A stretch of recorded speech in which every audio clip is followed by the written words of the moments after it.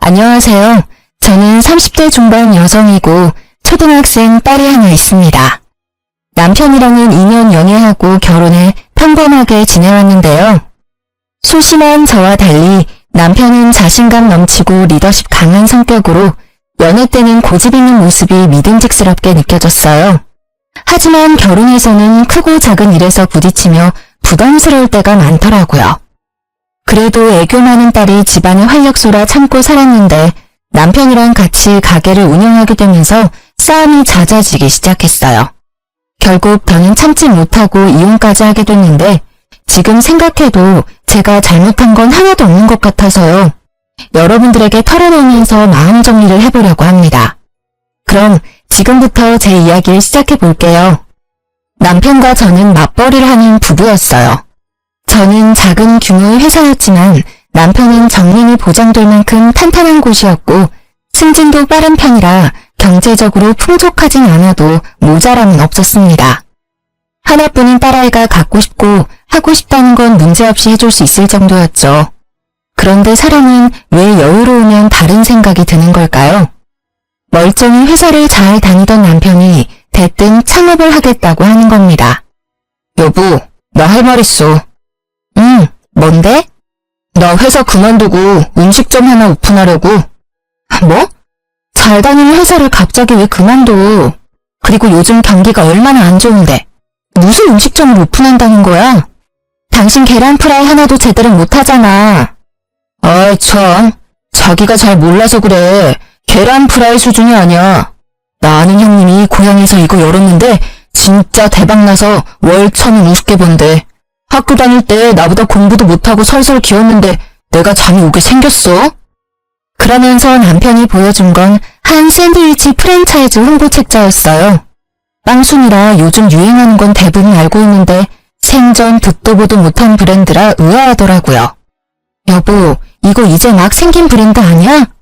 많이 알려진 거 해도 될까 말까인데 사람들 모르는 거 해서 잘 될 수가 있겠어? 아이고 참 답답한 소리 한다. 어차피 우리 가진 돈으로 매니저는 하지도 못해. 인테리어 비용도 지금 하면 많이 빼준다더라. 초기라서 혜택도 진짜 많은 편이야. 안 하면 바보라고.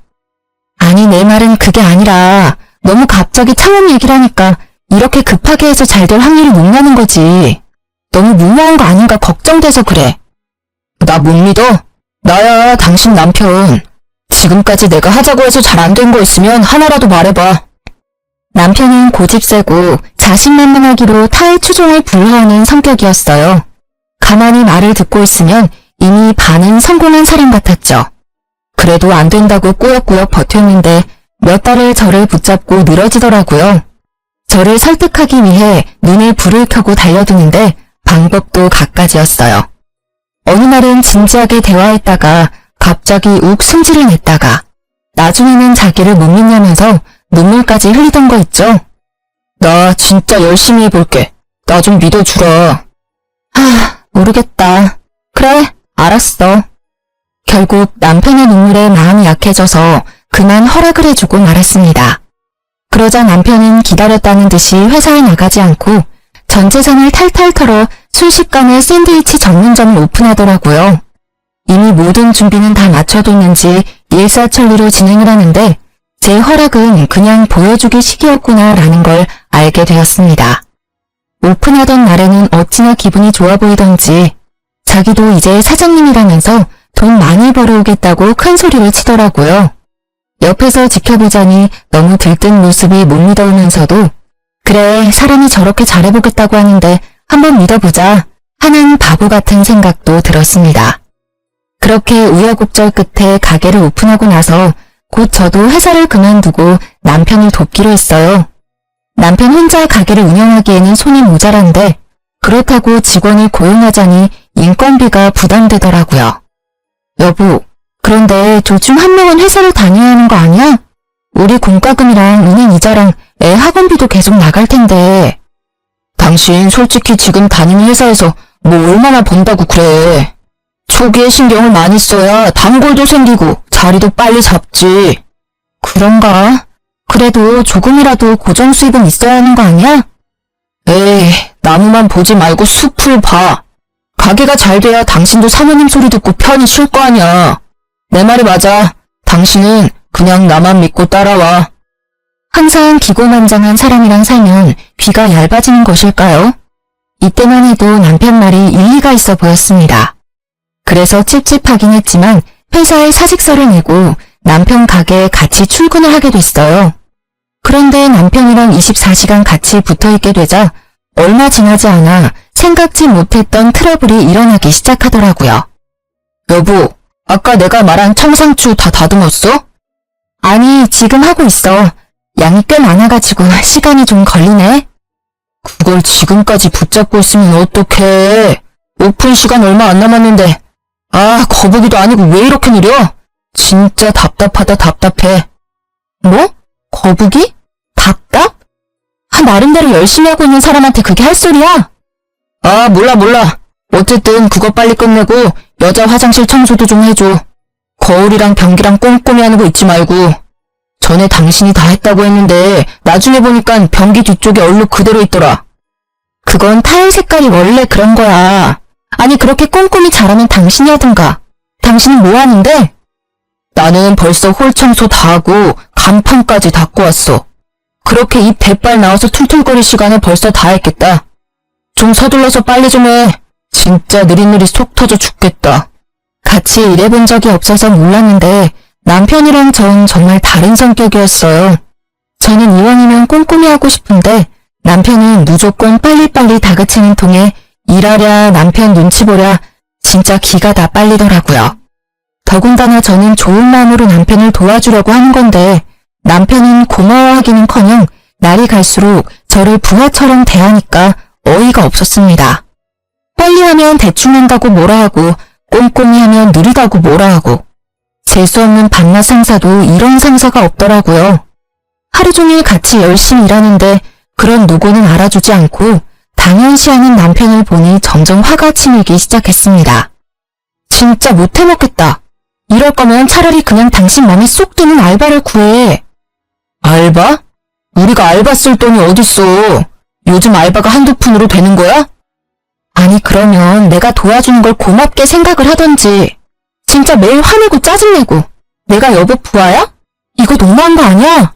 솔직히 나 진짜 열심히 일하려고 노력하는데 너무 섭섭해. 아, 왜 또 이렇게 애처럼 군다. 나는 좀 더 가게에 신경을 써달라고 하는 말이잖아.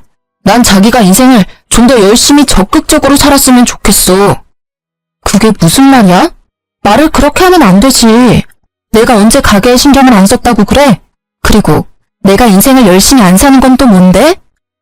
솔직히 나만큼 가게에 신경 쓰는 건 아니잖아. 나는 아침에 눈 뜨고 일어나서 눈 감고 자기 전까지 어떻게 하면 우리 세 식구 잘 살 수 있을까만 생각해. 이렇게 열심히 돈 벌려고 하는데 요만큼도 나를 이해 못해줘? 남편 말에 기분이 진짜 상하더라고요. 어쨌든 남편 뜻으로 시작한 가게였지만 저라고 왜 잘 됐으면 좋겠다고 생각하며 열심히 안 했겠어요? 그런데 이상하게 남편은 경제적으로 갑의 위치에 서서 교묘하게 저를 무시하는 발언을 일삼기 시작하는 겁니다. 남편의 억지 논리에 기가 막혀 말도 제대로 안 나왔어요. 그렇게 가게에서 그는 사장님, 저는 알바생 같은 위치가 되고 있었습니다. 기분은 매우 나빴지만 어쨌든 둘이서 열심히 일한 덕분인지 가게는 점점 잘 풀려서 단골도 늘어나더라고요. 정말 오픈부터 마감까지 눈코 뜰 새 없이 바쁘게 재료 준비며 청소며 서비스 개발이며 둘이서 열심히긴 했거든요. 그러다 보니 나중에는 둘이서는 감당이 안 될 지경이라 자연스럽게 파트타임 알바도 구했는데요. 그런데 정말 아이러니하게도 가게에 조금 여유가 생기니 남편의 태도가 달라지더라고요. 여보, 나 이번 주 금요일 저녁에 친구들 좀 만나고 올게. 갑자기 왜? 가게 마감은 어쩌고.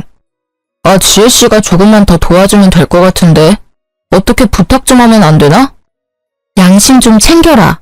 저번에도 갑자기 약속 있다고 부탁해서 지혜씨 저녁 학원도 못 가고 엄청 난처했던 거 기억 안 나? 그런데 여보 놀러 가자고 또 그런 부탁을 하자고?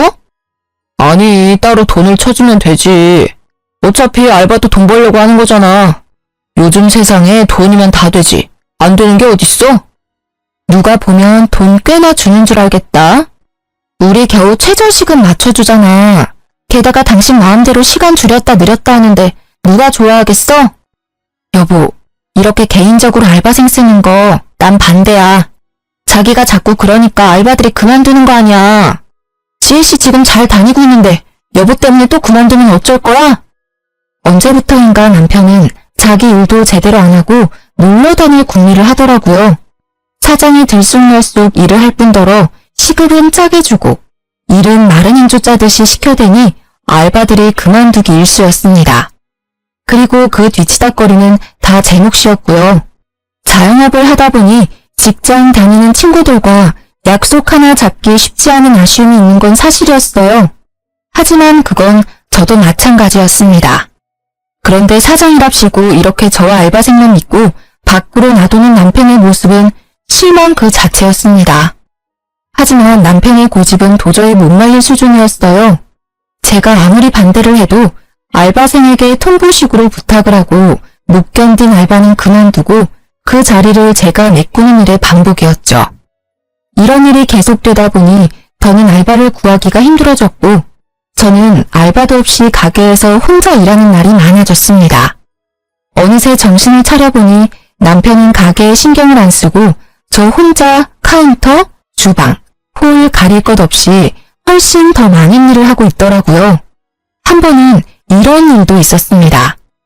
여보, 나 내일 결혼식 좀 다녀와야 할 것 같아. 무슨 소리야? 미쳤어? 내일 단체 손님 예약 있잖아. 10명이잖아. 그 정도는 여보가 혼자 해줄 수 있지 않아? 10명은 무슨? 100명이야. 오랜만에 100단위 단체 들어와서 좋다고 여보가 나한테 몇 번이나 얘기했던 거 기억 안 나니? 아, 맞다. 아, 어떡하지? 내가 가서 사회 봐준다고 약속했는데. 지금이라도 안 된다고 해야지 뭘 어떻게 해. 나 혼자 절대 못해. 100인분을 나 혼자 어떻게 만들어? 그럼 내가 최대한 빨리 갔다가 올게. 어차피 결혼식은 첫 타임이고 단체는 1시까지 배달이니까 충분히 갔다 올 수 있을 것 같은데. 제 시간에 온다고 장담할 수 있어? 절대 안 돼. 안 된다고 했다. 다음날 고집불통 남편은 제 이야기는 안중에도 없다는 듯이 재료 준비를 대충 끝내놨다면서 결혼식장으로 향했습니다. 제가 짜증내고 화를 내도 충분히 제 시간에 올 수 있다면서 같이 하면 되니까 걱정하지 말라고 호언장담을 하면서요. 하지만 모든 계획이 남편 뜻대로 될 수 있나요? 곧 주말 교통체증에 차가 막혔다면서 남편한테 연락이 오는 겁니다. 결국 저 혼자 100인분을 만들 수는 없으니 그만둔 알바생에게 사정사정해서 도와달라고 SOS를 칠 수밖에 없었어요. 겨우 시간 맞춰 제 시간을 배달을 해주고 열이 나 있는데 이때도 남편은 미안한 내색 하나 내비치지 않더라고요. 그렇다고 남편이 집안일에 신경을 쓰는 것도 아니었어요. 제가 남편 대신 가게에 매달리는 사이 하나뿐인 저희 딸은 집에서 혼자 방치되고 있었습니다. 가게 마감을 마치고 집에 돌아오면 밤 10시가 훌쩍 넘었어요. 그 사이 학원을 뺑뺑이 하고 돌아온 초등학생 딸은 혼자 밥 먹고 숙제하다가 지쳐 잠들기 일쑤였습니다. 그런 딸을 보면 내가 지금 뭐하는 건가 싶고 너무 마음이 안쓰럽고 속상하더라고요. 그렇게 안타까움을 느끼는 것도 잠시 밀린 빨래, 설거지, 요리를 하다 보면 잠잘 시간도 부족해서 예민해졌습니다. 그럼 또 아이에게 잔소리하며 스트레스를 풀게 되던 거 있죠. 그러다 문득 정말 이래서는 안 되겠다는 싶은 생각에 정신이 번쩍 들더라고요. 여보, 그렇게 집에 와서 누워만 있지 말고 밥 먹고 설거지라도 좀 해. 조금만 있다가 할게. 너무 피곤해서 그래. 나는 안 피곤해? 조금만 있다가 하다가 그냥 자버릴 거잖아. 피곤하다면서 누워서 폰 게임은 몇 시간씩 잘도 안 해. 너무 뻔뻔하다고 생각 안 해? 아, 하루 종일 일하고 와서 이 정도도 못 쉬어? 나 좀 들들 볶지 마. 당신 아니라도 힘들어 죽겠다. 혼자만 일하는 것처럼 굴지 좀 마. 당신 하는 것만큼 나도 일하는데 나만 집안일까지 다 하고 이거 너무 불공평하다는 생각 안 들어? 당신 친구들한테 물어봐. 내가 이상한지 당신이 이상한지. 그럼 당신도 하지 마. 그냥 돼지우리처럼 막 살면 되겠네. 그걸 말이라고 하니? 아, 그렇게 초긍정 마인드라 좋겠다. 집은 돼지우리에 우리 딸내미 하나 있는 거 저렇게 방치되는데 불쌍하지도 않아? 집안일 하기 싫으면 딸내미 숙제라도 좀 봐주든가. 당신 요즘 애한테 따뜻하게 말이라도 한마디 걸어준 적 있어? 순간 남편에게 다다다 쏘아대는데 참았던 눈물이 다 나더라고요. 더 이상은 이렇게 못 살겠다는 생각이 들면서 항상 저에게 통보하는 남편에게 저도 한마디 해주고 싶었습니다. 안 되겠다. 나 가게 그만둘래. 뭐? 가게 그만두고 뭐 할 건데? 저녁에 퇴근하는 대로 취업할 거야. 우리 딸 불쌍해서 안 되겠어. 취업? 당신이 무슨 아가씨인 줄 알아? 취업하겠다고 마음먹으면 여기저기 다 붙게. 어디 한번 해봐. 남편의 비웃음이 귓전을 때렸어요. 그래서 더 이 악물고 폭풍 이력서 내고 면접을 봤습니다. 운이 좋았는지 다행히 집 근처에 알맞은 사무직을 하나 구할 수 있었어요. 월급은 적지만 학원 다녀온 딸을 픽업할 수 있는 시간대에 퇴근할 수 있다는 것만으로도 만족스러웠습니다. 처음에는 언제까지 가나 두고 보자 모드였던 남편도 제가 면접에 붙자 알바를 다시 구해야겠다면서 수긍을 하더라고요. 그렇게 남편과 저 그리고 딸까지 세 식구가 다시 제자리를 찾나 싶었어요. 그런데 공교롭게도 이쯤부터 남편 가게에 적신호가 켜졌습니다. 인근의 유명 프랜차이즈 샌드위치 업체가 들어오면서 남편 가게 매출이 눈에 띄게 뚝 떨어지기 시작한 겁니다. 일을 마치고 돌아온 남편의 얼굴이 어두운 날이 늘어났죠. 아, 하루 종일 서서 일하고 왔는데 반찬이 이게 뭐야? 왜? 당신 콩나물국이랑 고등어 좋아하잖아. 애써 좋아하는 걸로만 차려놨는데 왜 갑자기 안 하던 반찬 투정이야? 맨날 그 국에 그 반찬. 좀 맛있는 것도 하고 그래라. 하루 종일 컴퓨터 앞에 앉아서 딩가딩가 놀다가 오면서 마트 가서 좀 신경 써서 밥도 차려주고 그러라고. 지금 말 다 했어? 일하면서 집안일까지 하는 게 쉬운 일인 줄 알아? 그리고 내가 무슨 회사에서 놀다 오는 줄 아나 본데 나도 힘들게 일하고 오는 거야. 게다가 일 마치고 딸내미 데려오면 밥하고 반찬하는 시간도 빠듯해. 이 정도도 감지덕지라고. 어쨌든 나보다는 일찍 마치잖아. 내가 이 말까지는 안 하려고 그랬는데 고작 이러려고 가게 뛰쳐나간 거야? 뭐 내가 보기엔 별로 달라진 것도 없는 것 같아서 그래. 달라진 게 왜 없어? 따뜻한 밥 차려줘, 국 차려줘. 우리 딸 숙제도 내가 하나하나 다 봐줘. 엄청난 변화야. 숙제를 뭘 봐주는데? 그런데 애 성적이 이 모양이야? 학원 비싼 데 다니면 뭐해? 티나는 게 없잖아, 티나는 게. 아휴. 점점 남편은 가게가 잘 안 풀리는 스트레스를 집에다 풀더라고요. 반찬 투정부터 시작해서 나중에는 아이 성적까지 입을 대는데 진짜 한 대 때려주고 싶은 생각이 들 정도로 짜증이 났습니다. 저도 처음에는 안쓰러운 마음이 들어서 남편을 이해해보려고 했어요. 그런데 갈수록 선을 넘는 발언을 쏟아내니까 못 참겠더라고요. 심지어 경제적으로도 남편은 제게 의존하기 시작했습니다. 매출은 뚝뚝 떨어지는데 전기세며 수도세며 월세며 매달 나가는 공과금은 그대로니 당연한 결과였어요. 그래도 저는 알뜰한 성격이라 남편이 생활비를 주지 않아도 제가 버는 월급으로 아껴 쓰며 잘 살고 있었거든요. 그런데 남편은 제게 가게 월세까지 내달라고 하는 겁니다.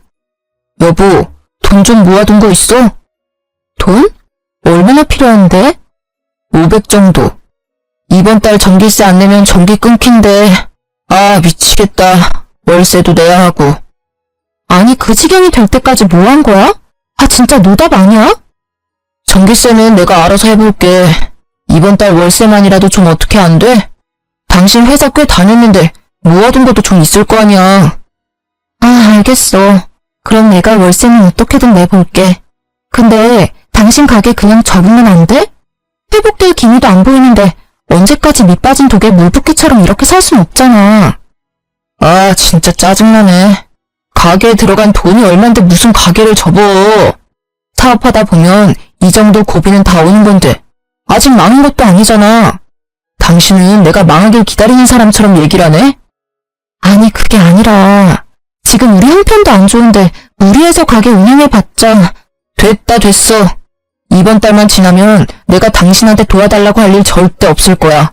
진짜 치사해서. 다 회사 다니고 애 키우고 그렇게 살아. 유세 좀 떨지 마. 적반하장으로 혼자 성질내고 욱하는 남편의 모습에 기가 막혔습니다. 현실을 직시하지는 못할 망정 자존심만 내세우면서 몇 달째 생활비도 주지 않는 남편이 답답했어요. 이번 달만 도와달라더니 다음 달에도 그 다음 달에도 월세 지원은 계속됐습니다. 그래도 어쩌겠습니까? 하나뿐인 딸의 아빠이고 가게가 잘 되는 게 우리 가정에도 좋은 일인 건 맞잖아요.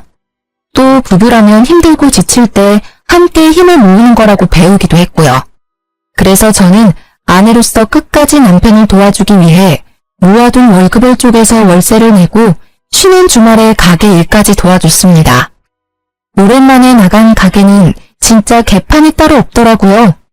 혼자 장사가 안 된다고 얼마나 방치를 한 건지 주방의 묵은 때와 정리 안 된 냉장고는 헉소리가 나올 정도였어요. 이렇게 둬서는 민원까지 들어오겠다 싶어 두 팔 걷어붙이고 대청소부터 시작했죠. 안 그래도 사무직 일을 하는 거라 하루 종일 어깨며 팔이며 많이 아팠거든요.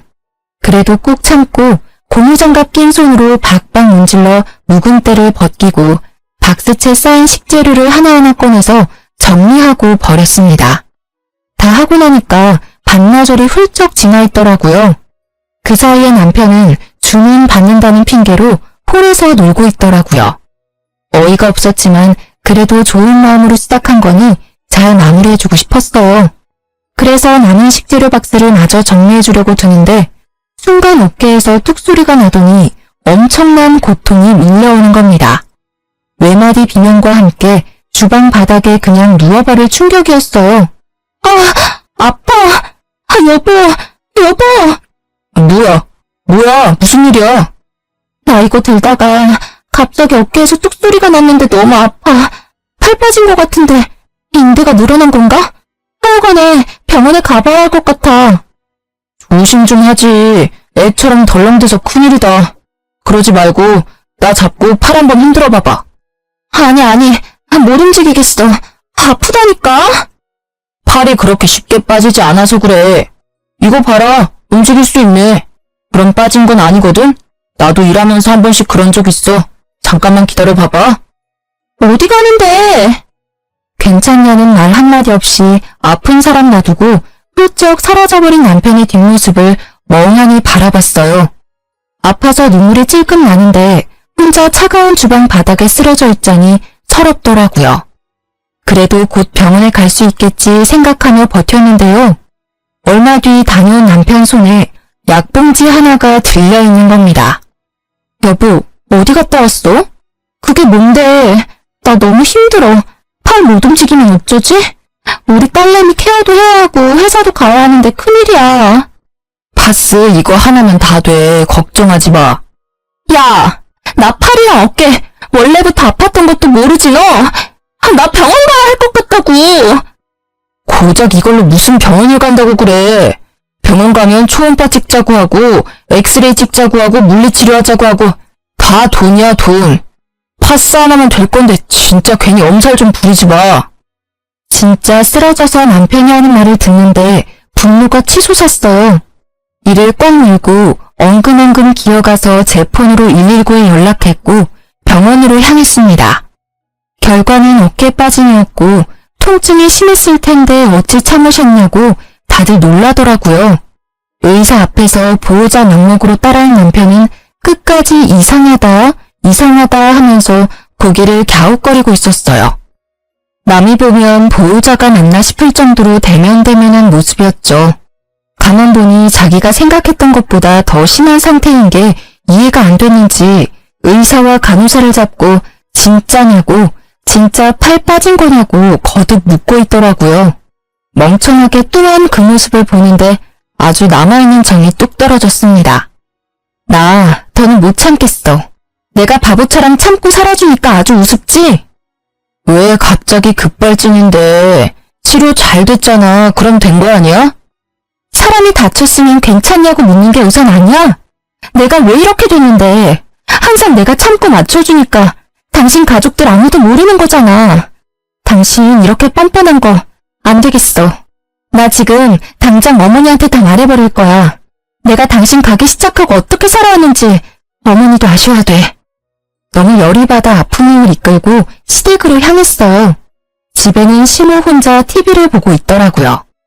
남편을 돕는다고 아이를 잠시 시댁에 맡겼는데 다행히 시부가 공원에 데리고 나갔다고 했습니다. 아이 앞에서 화내고 싶지 않았는데 잘 됐다 싶었죠. 연락도 없이 씩씩거리며 온 며느리의 모습에 놀랐는지 시모가 두서없이 이것저것 물어대더라고요. 연락도 없이 무슨 일이야? 애비는 어디 가고 혼자 왔어? 그리고 그 팔은 또 뭐야? 깁스까지 하고. 넘어졌니? 에휴, 뭐 하느라 정신이 팔려서 또 핸드폰 보면서 걸은 거 아니야? 어머니, 저 이거 남편 가게 일 하다가 다친 거예요. 제가 진짜 걱정하실까 말 안 하려 했는데 지금 남편이 어떤 줄 아세요? 전재산 탈탈 털어서 차린 가게는 쫄딱 다 망하게 생겼고요. 그동안 생활비 한 푼 안 갖다 줘서 저 혼자 벌어먹고 살았고 지금은 제 월급으로 월세까지 내주는 판국이에요. 그런데도 그이는 저 다친 건 안중에도 없고 미안한 기색도 없어요. 마구 쏟아내는 제 하소연을 들은 시모는 아무 말 없이 한숨만 쉬더라고요. 머리가 아프다는 듯이 얼굴을 찌푸리고 이마를 짚어대는데 말 안 해도 고집불통 자기 아들 치부는 본인이 더 잘 아는 듯 했습니다. 생각해보면 시모도 자기 중심적인 아들 키우면서 상처를 많이 받았다고 저한테 이야기하기도 했었어요. 그래서 저한테 이런 아들이랑 잘 살아줘서 고맙다고 하기도 했고요. 그런 말이 예전에는 감사하게 들렸는데 이제는 내가 할 뒤치다꺼리를 가져가줘서 고맙다는 소리 같았습니다.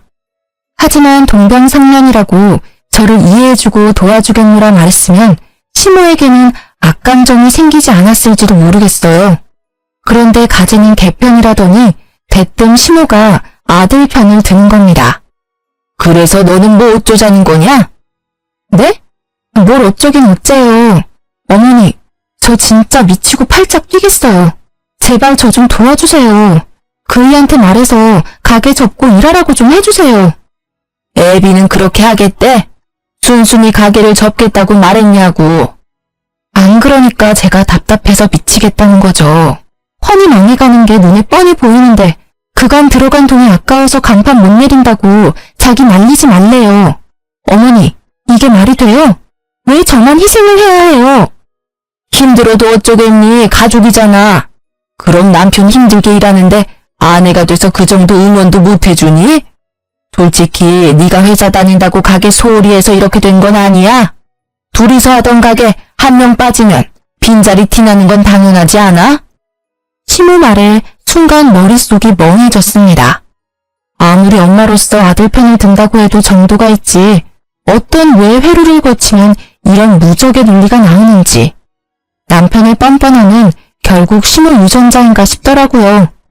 결국에 시모 말은 남편 가게를 돕지 않고 회사에 취업한 제 잘못이라는 건데 그동안 참고 참아온 제 가슴이 답답해서 터질 것만 같았습니다. 진짜 이러다 내가 화병으로 쓰러지겠구나 싶더라고요. 그러면서 왜 내가 이딴 말을 듣고 있어야 하지? 나도 우리 집에서는 귀한 딸이고 존중받는 자식인데 왜 내가 이딴 결혼을 해서 스트레스를 받고 있을까 하는 아주 근본적인 문제부터 생각이 들기 시작하는 거예요. 정말 믿기지 않으시겠지만 그래도 저는 이때까지도 이혼에 대해서는 깊게 생각하지 못했어요. 왜냐하면 하나뿐인 딸에게 아빠 자리가 중요하다는 생각에 내가 조금 더 참고 살까 하는 바보 같은 생각을 했거든요. 이런 생각은 이혼하기 전에 망설이면서 다들 조금씩 하는 거라고 하지만 저는 좀 심각했어요. 지금 되짚어보면 얼만큼 가정에 책임감 있는 아빠인지가 제일 중요한 건데 내가 그걸 놓치고 살았구나 싶기도 하네요. 어쨌든 그렇게 어처구니 없는 시모 말을 듣고 있자니 이 뻔뻔한 모자에게는 사람의 진정 어린 하소연이 통하지 않는구나. 나도 뻔뻔하게 나가야겠다는 생각이 들었습니다. 눈에는 눈, 이에는 이. 더 격식 차려서 참기가 힘들더라고요. 저를 존중해주지 않는 이들에게 더 이상 예의 따지기 싫었어요. 그래서 저도 남편에게 배운 대로 막무가내로 나갔습니다. 어머니, 지금 가족이니 불평 말고 응원을 해주라고 하시는 거죠? 그래, 어쨌든 가족이잖아. 서로 힘들 때 도와주는 게 가족 아니냐? 그럼 어머니, 저 보시다시피 팔 다쳐서 아무것도 못해요. 어머니랑 저랑 애비랑 다 가족이잖아요. 저희 도와주는 셈 치고 이제 어머니가 가게 나가서 일 좀 해주세요. 아니, 마음이야 굴뚝같이. 그런데 내가 다 늙어서 젊은 사람들 하는 일을 어떻게 해? 어머니 아직 노령연금도 안 받으시잖아요. 누구나 다 할 수 있는 일이에요. 저라고 처음부터 했겠어요? 애비가 하라는 대로 시키는 대로 하면 돼요. 가시면 애비가 하나부터 열까지 다 알려줄 거예요. 가족끼리 돕고 살아야죠. 안 그래요, 어머니? 너 말하는 게 어째 나랑 싸우자는 것 같다. 나는 하는 일 없니? 살림도 살아야 하고 아직 너희 시아버지 일하시는데 뒤에서 뒷바라지라도 해줘야 하는데 아들 일도 도와주라고? 어머니, 저도 회사 다니고 애 키우면서 다 했어요. 애비는 다 그러고 사는 거라고 유세 떨지 말라던데요? 저 다 애비가 저한테 했던 것대로 하고 있는 거예요. 알았다. 그러마.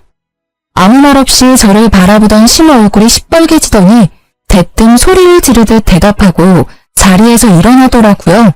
그러고는 화가 났다는 걸 표현이라도 하듯이 문을 쾅 닫고 집 밖을 나가는데 속이 후련했습니다. 이제 잘난 아들이랑 심우가 같이 가게에 붙어서 오손도손 가족의 정을 쌓을 일만 남은 거잖아요. 상상만 해도 온몸이 짜릿짜릿 전율이 돋더라고요. 심우는 심우 말대로 가족끼리 응원해줄 수 있으니 좋고 저는 이제 가게에 신경 안 쓸 수 있으니 좋고 남편도 뭐 가게에 공짜로 일해주는 사람 생기니 또 좋고 일석삼조라는 생각이 들기도 했습니다. 그날 밤 집으로 돌아가니 남편한테 전화가 바리바리 오더라고요. 심호가 여기저기 하소연을 했는지 시댁 식구들이 돌아가면서 전화가 와서 어찌된 상황인지 묻는 듯 했어요. 남편은 그때마다 모르겠다 에휴 하는 한숨 섞인 대답으로 넘어가는데 제 팔이 다친 지 얼마 되지 않아서 그런지 저를 그냥 뚱한 표정으로 멀리서 바라볼 뿐 시비를 걸진 않더라고요.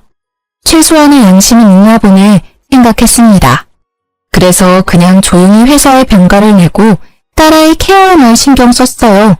그런데 진짜 욱하고 고집 불통인 남편은 심호를 닮은 게 틀림없더라고요. 정말 콩콩 팥팥이라고 느낀 게 다음 날부터 심호가 정말로 남편 가게에 출근해서 보란 듯이 일을 하는 겁니다.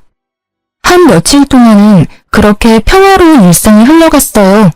남편과 저, 심호 모두 각자의 자리에서 열심인 듯 했거든요. 그러다 갑자기 걸려온 남편의 전화 한 통에 억지 평화가 깨져버렸습니다. 가게에서 일하던 심우가 다쳤다면서 빨리 시댁으로 오라더라고요. 어디가 어떻게 다쳤는지 말도 안 해주고 화가 나서 씩씩거리는데 무슨 일인지 궁금하기도 하고 걱정이 되기도 했습니다. 그래서 급히 가방을 챙기고 시댁으로 들어섰는데 팔에 깁스를 한 심우와 화가 잔뜩 난 시댁 식구들이 저를 맞이하더라고요. 안절부절 못하고 서 있는 남편과 이 상황을 스캔하는 사이 시부가 저를 향해 버럭 소리를 지르더군요. 에미 너 진짜 그렇게 안 봤는데 내가 아주 며느리를 잘못 봤구나. 어디 이제 속이 시원하냐?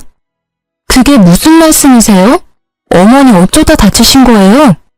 너 때문이잖아. 네가 애비 일 도와주라고 난리 부려서 애비 가게에서 일하다가 넘어졌는데 팔 인대가 다 늘어났단다. 이게 다 무슨 일이냐? 며느리가 돼서 효도는 못할 망정 할 일이 없어서 시어머니하고 싸움을 해? 진짜 기절초풍하겠다는 말이 이런 거구나 싶었습니다. 어느새 저는 시어머니하고 감정 싸움에서 팔 인대까지 늘어지게 만든 천하의 나쁜 며느리가 돼 있더라고요. 시모는 시부의 말이 끝나기 무섭게 크크거리며 울음을 터뜨렸어요. 그랬더니 어찌나 슬피 우는지 지켜보는 시댁 식구들이 다 우는 겁니다. 저는 눈물 한 방울 나지 않았고 오히려 이 어이없는 상황에 헛웃음이 났어요. 지금 저 혼내려고 부르신 거예요? 그리고 그게 왜 저 때문인가요? 어머니가 말씀 좀 해보세요. 저희 싸움을 한 게 아니라 어머니가 가족끼리 돕는 거라고 스스로 일하겠다고 알았다고 하신 거잖아요. 그리고 유치해서 말하기 그런데 저도 이렇게 다쳤어요. 똑같이 애비 가게에서 일하다가요. 안 보이세요? 젊은 너랑 같아. 내가 너를 살갑지는 않아도 예의는 바른 줄 알았는데 이제 보니까 아주 발랑 까져서 헛바람이 제대로 들었구나. 너 때문에 늙은이가 무리하다가 이 사달이 난 거 아니야. 어디서 바락바락 말댔구야. 늙은이 팔 못 쓰면 네가 책임질 거야. 아니 아버님, 말씀을 그렇게 하시면 안 되죠. 그래서 팔 다친 게 결국 제 잘못이란 말씀이세요? 엄밀히 따지면 망해가는 가게 안 접고 고집 부려서 화를 부른 아들 잘못이죠. 네 잘못이지. 우리 아들이 뭘 잘못했다고 그러냐? 제 딴에는 먹고 사려고 노력하다 이렇게 된 건데 그것도 이해 못해줘? 너는 며느리가 돼서 이때다 싶어 늙은 시험이 이겨먹으려고 한 거 아니야? 이렇게 골탕 먹이니까 속이 시원해? 정말 사람이 어이가 없으면 이상한 생각이 들기도 하나요? 시부의 역정을 듣는데 순간 시모가 부럽기도 하더라고요. 시부는 시모 다쳤다고 이렇게 화를 내고 걱정하면서 편을 드는데 제 남편은 제 걱정은 아는 것 없이 한가로웠으니까요. 그래서 바보처럼 멍하게 시부의 큰 소리를 듣고만 있었는데 제가 또 조용하니까 이때다 싶었는지 한자리에 모인 신우들도 한마디씩 하는 통에 정신이 들었어요. 기다렸다는 듯이 다들 제가 잘못했다면서 저를 죄인처럼 몰아가더라고요. 그제서야 내가 정말 참고 살아주니까 이런 바보 취급을 받는구나. 이렇게 자기 자신만 생각하는 사람들이랑 내가 어떻게 한 가족이 될 수 있다고 생각을 했을까 하고 화가 치밀기 시작했습니다. 그래서 제가 어떻게 하길 바라세요? 사과를 해야지. 마음 같아서는 무릎 꿇고 사죄하라고 하고 싶지만 내가 애비랑 손녀 생각해서 그렇게는 안 한다. 네 딸 보기에 부끄럽지도 않냐? 자식 보기에 부끄러운 줄 알아야지. 이런 제 마음도 모르고 시부는 무릎 꿇는 사죄를 입에 담질 않나. 나중에는 제 자식까지 내세워 성질을 내더라고요. 정말 지금 생각해도 시모만 싸고 도는 시댁 식구들과 이 모든 상황을 초래한 남편은 분노 유발자 같습니다. 마지막 남은 이성의 끈이 뚝 끊어질 수밖에 없더라고요. 아픈 팔에서 느껴지는 고통보다 이런 덜 떨어지는 사람들과 살붙이고 살았던 제 과거에 대한 화환이 들어 슬프기도 했어요. 결정적으로 이 상황에서 맨날 입으로 나불나불 지적질하던 남편은 다 지 편을 들어준다고 생각했는지 뒤에 숨어서 말 한마디 하지 않고 있었죠. 그 모습을 보니 너무 빡쳐서 가방을 뒤져 남편이 사다 줬던 파스를 꺼냈습니다. 그리고는 바로 시모한테 냅다 던져버렸어요. 저 사과 못해요. 잘못한 게 없으니까요. 잘난 아들이 저한테 준 파스예요. 그거 붙이면 다 괜찮다네요? 미쳤어? 이게 무슨 짓이야? 잘 들어. 나는 당신하고 더 이상 못 살아. 나만 하는 희생 더는 강요하지 마. 뒷불도 없으면서 자존심만 세우면 다야? 이 사람이란 망할 가게는 여러분들이 잘난 가족이니까 잘 도와주세요. 전 이 사람하고 이혼하려고요. 집 밖으로 나가는 제 뒤로 무수히 많은 소리가 들렸어요. 대부분 고함과 호통이었는데 이혼을 내뱉고 돌아서니까 제 머릿속이 차분하고 맑아져서 하나도 무섭지 않더라고요. 오히려 이 엉망진창인 가족들에게서 벗어날 수 있어서 다행이라는 생각이 들기도 하고 속이 통쾌했습니다. 그렇게 고집불통 남편하고는 깔끔하게 이혼했어요. 저에게 문제가 없고 남편은 경제권을 상실했기 때문에 초등학생인 딸의 양육권은 제가 가질 수 있었습니다. 갑자기 아빠의 자리가 비게 된 딸에게 미안한 마음은 들더라고요. 그래서 괜찮은지 세심하게 챙겨보고 물어봤는데 입으로만 딸 사랑을 외쳤던 아빠였던 터라 크게 정은 없는 듯 했어요. 오히려 제가 더 살펴주고 챙겨주니 좋아하는 기색이라 다행이었습니다. 곧 사춘기가 시작될 텐데 더 꼼꼼하게 케어해줄 예정이에요. 그리고 정말 남편 가게를 나와서 회사에 취업한 건 신의 한 수더라고요. 팔 때문에 조금 고생하긴 했지만 그래도 아껴 쓰면서 월급을 차곡차곡 모아 딸에게 필요한 건 다 지원해줄 생각입니다. 무능하면서 자존심만 내세우는 남편보다는 성실하고 책임감 있는 제가 더 낫지 않을까 싶어요. 예전에는 남편이 알아서 다 한다고 자기 말만 들으라고 고집을 부리니까 뒤에서 지켜보곤 했는데요. 이제는 제가 사랑하는 딸아이를 지켜야 하기 때문에 더욱더 강하고 씩씩한 엄마가 되려고 해요. 애벌레가 나비가 되려면 엄청난 시간과 노력이 필요하듯 저 역시 결혼과 이혼으로 한 뼘 더 성장한 느낌이네요. 전 남편을 만나서 고생한 거 생각하면 화가 나지만 딸이 있으니까 최대한 과거는 잊고 미래만 생각하려고요. 그런데 어리석은 전 남편은 아직 철이 덜 들었는지 들리는 소문으로는 망한 가게를 살려보겠다고 친구들한테 여기저기 손을 벌리다가 못 갚아서 손절당하고 인간관계도 망했다고 하더라고요. 진짜 자기를 생각하는 사람들이 해주는 조언은 제대로 듣지 않고 당장의 자존심만 내세우는 결과 같기도 한데요. 거기서 정신을 못 차리고 결국 고금리 사금융에도 손대서 이자 감당을 못해 파산하고 신용불량자까지 된 모양이에요. 정말 이혼하지 않고 계속 참고 살았으면 저희 딸에게까지 피해가 가고 저 역시 못난 부모가 될 뻔했으니 진짜 이제라도 헤어지게 돼 다행이라는 생각이 듭니다. 여기까지가 제가 이혼을 하게 된 이야기예요. 정말 속이 후련하고 앞으로 딸과 함께 걸어갈 내일이 기대가 되네요. 길고 긴 이야기를 들어주셔서 정말 감사해요. 저희 모녀가 살아갈 앞날도 응원해주시면 더 감사하겠습니다.